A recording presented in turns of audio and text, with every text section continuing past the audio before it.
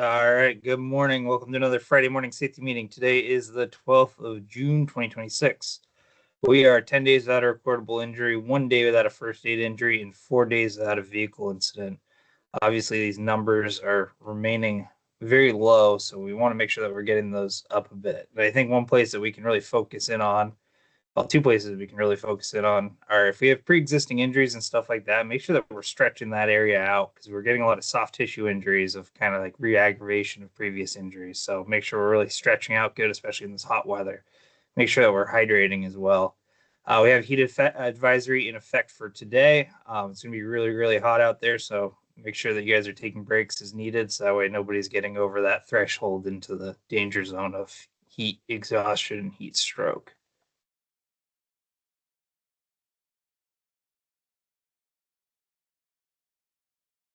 Today we're going to talk about silica awareness. So the most common ways that we are exposed is pretty much everything that we do, right? So demolition, chipping, hammering, cutting, drilling, grinding concrete, mixing concrete, anything to do with anything that's been a rock at any point in its life, we're exposing ourselves to silica. The health effects of silica, you can get silicosis, which is permanent, lung cancer, which can or may not be permanent, chronic obstructive pulmonary disease, which is COPD, and a lot of times smokers get that. It's very similar to asthma, and you'll have that for life. Kidney disease as well. So the permissible exposure limit for silica is 50 micrograms per cubic meter in air. That's average over an 8-hour workday. So what does that mean? That means in a 10 by 10 by 7 room, it's as much as you see in that picture, which is just a tiny little bit of a dime. So it doesn't take much at all to be over the permissible exposure limit. And our goal is not so much to protect ourselves, which we need to do from the dust, but we want to limit that dust and keep that dust from occurring in the first place. So when it comes to whether or not something is good to go, we're going to refer back to OSHA Table 1. It talks about the conditions, the time frames, all of that stuff for what you might be doing and whether you need respiratory protection and what you need for respiratory protection for that activity. Some things may not be covered in OSHA in Table 1, so what we have the ability to do is to meter the space over time, period of time, and then make the determination of what's required. So you have different types of assigned protective factor. Most commonly, we're going to be working the APF or assigned protection factor 10 level. That's going to be your N95s and stuff like that.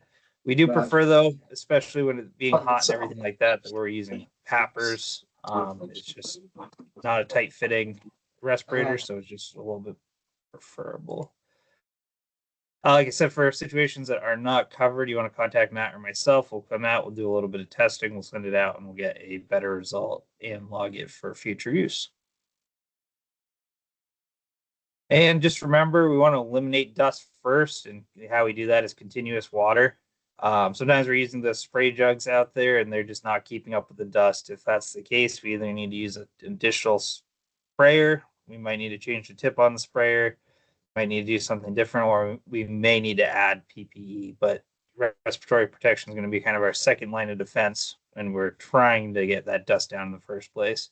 I prefer that you use commercially available devices for that water. It just tends to work better, but they do get gunked up, so you have to maintain them. But like I said, if you're using a sprayer, just make sure that you're using enough water that you're keeping the dust down. If you come into changing conditions or something and suddenly there's visible dust everywhere, then you need to rethink your approach. And you always want to adapt to changing conditions. Like I said, if something changes, you might kind of start cutting into something different or chipping into something different, and everything starts to change. Take the time, get the proper respiratory protection or more water, and move forward. It's important to remember we do a lot of our work on the side of the highways and stuff like that. And not only is it important to our health, but it's also important to making sure that we have that safe and professional image out there to anybody that might be driving by. Yeah, thank you. Excuse me. Thank you, Tom. Yeah, good refresher. A lot of potential exposure out there. We're doing a lot of demo at sidewalks and other kind of tough little demo projects out there. So we got to try to do our best to keep that dust down. So always pre-planning is our best priority. So make sure we got enough water on site, or think about where we're going to hook garden hoses up to and sprayers, so we could continue to, like Tom said, keep the dust down as much as we can. Let safety know if you have any questions or concerns on silica. We're here to help. Yeah, and just make sure with it being so hot, everybody, it's human nature that we're going to do less to correct an issue than we would under normal circumstances. So make sure that we're having that, self drive to actually go and do the right thing in this hot weather, or any day at all. Yep. And for any like really tough doweling and things like that, we do have a Hilti vac system that we didn't really talk about here, but it lives with Ron Johnson and Todd Nelson over in the concrete. So we have a lot of tools in our toolbox to eliminate dust. So let's just put the right type of emphasis on it, because it is an OSHA citation if we get caught. So we got to make sure we're doing our part. So it is a top 10 cited standard as well. So that's something that compliance officer are always looking out for, especially on a project right next door to a compliance officer in Burlington. So hence why we're having the training today. So we got the exposure out there. Does everybody see the weekly email? Yeah, we Yes, got we it. do. Awesome. Ben Heath, can you hear us? Can you hear me? I can hear you. Would you like to give us an update today? I heard you have Yes, a special announcement to give. Yes, I would. Mr. Dow would like the team to know that his surgery was performed successfully and that he's currently recovering. He wanted to encourage everyone to go out there every day and work hard and perform work in alignment with our priorities. And then, Mr. Dow, if you're listening to this, we're all thinking about you. We're sending prayers and good vibes your way for a swift and complete recovery. Yes. Thank you, Ben Heath. Thinking about you, Ben Dow. All right, so good job, Tom. Good refresher on Silica Awareness. Let's do our part. Code of conduct for the week is maintain respectful behavior. One is working, driving a company vehicle, or wearing our logo. You're always representing this company. It keeps our professionalism, pride, and attention to detail where it needs to be. So let's remember that code item and let's live it. Let's work it and own it. We do have a corporate announcement this week. Our benefit reminder: healthcare premium holidays coming to an end. So our 10-week health insurance premium holiday period is ending this week. So if you participate in our Cigna plan, your medical premiums deduction will start up again in our next paycheck, and that would be June 19th. For questions about your benefits or about how these premiums apply to your pay, please contact Sam Rogers. Here's the number, 264-2280. And here's our email, srogers@ecivt.com. So reach out if you have any questions. We do have a quick focus for the yard. Remember that the redwood dumpster is for pressure treated plywood and painted wood. All other wood can go into the blue wood dumpster. This includes broken pallets, dimensional lumber, broken cable reels, and wood that is full of fasteners. We save dimensional lumber big enough to reuse. So we save dunnage, generally 3x4s, 4x4s, plus about 4 foot long or so, and long timbers, both hardwood and softwood, behind the blue wood dumpster. And also try to save good grade stakes so we can reuse those as well. So it's a good reminder that could help save us a lot of money, especially the price of lumber. Can get pretty If I add expensive. one more thing, Matt? Yeah, go ahead. Just make sure that we're driving nice and slow through the yard and through the pits and stuff like that, especially with it being very hot and dry, or fairly dry. The dust has just been crazy. So not only is it dangerous to everybody up there to drive fast, but it also creates a lot of unnecessary dust and a lot of extra work for those guys up there. So make sure we're slowing down. Keep your speeds in check. Yep. Thanks, Tom. Good reminder. We added a new member to our team. This is Freddie Haygood, joining the concrete. Welcome, Freddie. We had a first good week. You see Freddie, shake his hand, and welcome to the team. And then Phil Forrester, are you out there? I am, Matt. Awesome. You want to talk about South Burlington City Park with us today? Yes, sir. Let me yeah, why don't you scroll down and I'll go, you can stay right on the picture. There you go. So back in 2013, ECI was performing site work that would eventually become Trader Joe's. At that time, the crews installed sheet piling for a box culvert that led to what was largely an undeveloped wood area. And then more recently, ECI returned to do some utility improvements along Garden Street. And then we upgraded the shared use path that crossed that same culvert. Just got some pictures here from the satellite over time. You can see the Trader Joe's that popped up in the top right picture, and then the development that happened out in that wooded area. Exactly. So there's the empty lot. You got your Trader Joe's there.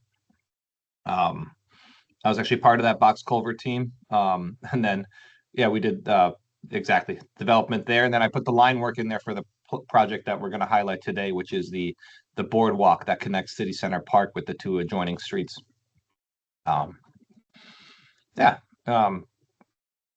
Cool. ECI has now completed phase 2 of the City Center Park project in South Burlington, partnering with City and the project team to improve pedestrian and bicycle connectivity through City Center District. So picture of the boardwalk there. There were 3 boardwalks total. And the project included new paved pathways and elevated boardwalk, 3 of them, site lighting, landscaping, drainage improvements, and other site work. So there, guys, putting some conduit in for the bollards. Much of the work was performed within an active public park, requiring careful coordination to maintain access for students, pedestrians, and park users throughout the construction. As we were building it, and the path became usable, not open but usable, people started flooding through the park. You could tell it was definitely going to be a viable alleyway for people. Students were sneaking through the project at all hours of the day and trying to get to school, and sometimes we turn them around, other times we guide them through the work. Yeah, it was definitely a busy area. Cross section here of the boardwalk, what they intended to install was pile supported with precast boardwalk and wooden handrails. One of the unique aspects of the project was constructing approximately 500 feet of elevated boardwalk through wetlands and low-lying areas. Unlike a traditional timber boardwalk, the system utilized precast concrete made by Permatrek tread, and they had treads and beams that were supported on helical pile foundations. This is from testing. One of our critical milestones was verification of the helical pile foundation system. Test piles were installed and the load was tested in the field using hydraulic jacks and a reaction frame. Each pile was loaded to 150% of its design load, which in this case was 37,500 pounds. And settlement was carefully monitored. The successful test program confirmed the foundation system would perform as designed for years to come. The unique thing with this testing here, we had to do a compression test instead of a tension test. And so we had to install reaction anchors to basically, we were pushing down on the pile, and in order to resist that load, we had to install grouted reaction anchors. And this is something we've done before at Dairy Queen, and this is the I think 3rd or 4th time I've been involved in a test like this, but definitely always interesting to make sure the whole system works together. Cool. Varying ground conditions, strict design criteria, and material supply challenges required diligent record keeping and innovative construction methods, while the pile caps incorporated slotted holes to aid in alignment. Installation tolerances remained extremely tight, as even small deviations would compound across the structure. And a difficult thing here with the pile caps, with slotted holes, does give you a little bit of wiggle room, but the precast components, they aren't readily available. You have to make them well in advance, and so even if you were short on one pile, or you could push it and make it work, or use the slots to your advantage, that would then just transfer into the next one. So the crew used total stations, really detailed layout, and kind of record keeping and ties to make sure that the piles were installed exactly where they needed to be. There's Danny giving a big thumbs up, because he was heavily involved in that process. Careful monitoring of pile locations and elevations was essential to ensure the precast beams and deck panels fit as intended. I'm not going to go into too detail on every picture, but this one specifically, they wanted us to keep the park looking as natural as possible and not clear all the trees in construction limits. And the guys were able to nail this shot between these two trees with just a couple inches on either side, which was fairly impressive given the constraints. And the town at the final walkthrough was already talking about future modifications they may have to make in order to deal with the trees that are going to continue to grow. But they were pleased to see that we had left them. It's a picture of one of the construction methods. Very narrow window to work in, and this is we had top-down, I guess I'll go into it here. The boardwalk was constructed using a combination of conventional and top-down construction methods. Representation of a conventional construction method, so excavator sitting to the side and another excavator feeding panels here. And then if you scroll down, we've got a picture of the top-down construction method, where as the structure was completed, crews used newly installed boardwalks as a working platform to advance the construction into otherwise inaccessible wetlands. And so this was very much a linear process where the machine would install the helical piles, set the beams, treads, advance, and do the same thing all over again. This approach minimized environmental impact, but required extensive planning, careful equipment selection, and constant attention to loading limitations while handling and placing large precast concrete components. Picture of all the bracing underneath. We did have some infield design we had to do to deal with some additional pile heights, and it was very extensively braced. Pretty cool. Had some landscaping components as well. The guys placed some landscape boulders, so to speak, that the city gave us for a couple different areas for kiosks to be installed. We had support from the concrete guys with all the bike rack pads, and there's the park map installed over on Garden Street. The completed project enhances the safety, accessibility, and connectivity through South Burlington City Center Park while providing an attractive recreational asset as residents and visitors travel through there. So there's the pavers. We both milled out the existing path and then paved it back in with gravel. This was not the first time we've done this as a company. The first time I've been involved in it, and I'll tell you what, if you got an opportunity to do long shots like this to place gravel, this was unbelievably fast and smooth and well graded. So the guys, obviously know what they're doing with paver with asphalt, but if you can get them placing your aggregate too, it definitely works out well. I'm sure Jim might have something to say if that's what we're doing all the time now, but it definitely worked out well. And the construction loading on the trucks or on the boardwalks limited us into a couple areas that were hard to reach, so the guys had to shuttle asphalt across with a skid steer. And so this is just a shot of Jim carefully coming across and going back and forth, load after load to get that path in. There's the guys hard at work. Handwork. Yes, a lot of, and the paver was luckily able to fit across, but you couldn't get a truck to it, so a lot of back and forth. So here's just a finished picture of from the center of park, looking at Boardwalk 1, and then another one looking at Boardwalk 2. Yeah, special thanks to all the guys that were involved in this. Had help from every division getting the thing across the goal line, and I think that the final product looked really, really good. City was very happy. Good job. And we talked about it at the top. We're going to highlight it for our archive. Here's 2023 or 2013 Trader Joe's. Here's us building it. Yep. Yep. I found the time card from that project. Only 2 employees are still here, but Charlie Suture and Paul Sabrin were on that time card. Nice. And so, yeah, fun to see the legacy. Yep. And then here's that culvert you're talking about. That's right. Didn't make any sense at the time, but it makes a lot of sense now. It didn't really. We're on the road to nowhere, right? Yeah. Future plans, right? Mhm. Well, thank you, Phil. That's going to conclude our Friday meeting. Let's work safe. Let's drive safe. And most importantly, let's work great together. If you watch in a group setting, please send that over to Tom so we can capture attendance. And let's have a great day, everybody. Thank you, Matt. Thank you.